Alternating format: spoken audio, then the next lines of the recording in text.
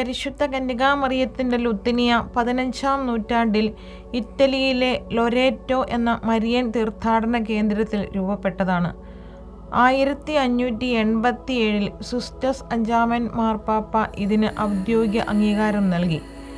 കാലാകാലങ്ങളിൽ സഭയുടെ വളർച്ചയ്ക്കനുസരിച്ച് വിവിധ മാർപ്പാപ്പാമാർ പുതിയ വിശേഷണങ്ങൾ ഇതിൽ കൂട്ടിച്ചേർത്തിട്ടുണ്ട്. വിശേഷണങ്ങളുടെ അർത്ഥത്തിൻ്റെ അടിസ്ഥാനത്തിൽ ലുത്തിനിയയിലെ പ്രധാന വിശേഷണങ്ങളെ 4 വിഭാഗങ്ങളായി തിരിക്കാം. ഒന്നാമത്തേത് മാതൃത്വവുമായി ബന്ധപ്പെട്ടവ. പരിശുദ്ധ ദൈവമാതാവേ, മറിയം യേശുവിൻ്റെ മാതാവായതിനാൽ അവൾ ദൈവമാതാവാണ് എന്ന വിശ്വാസ സത്യത്തെ ഇത് സൂചിപ്പിക്കുന്നു.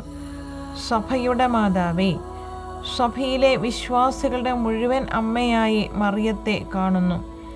കരുണയുടെ മാതാവേ, ദൈവത്തിൻ്റെ കരുണ ലോകത്തിന് നൽകിയവൾ എന്ന നിലയിലാണ് ഈ വിശേഷണം.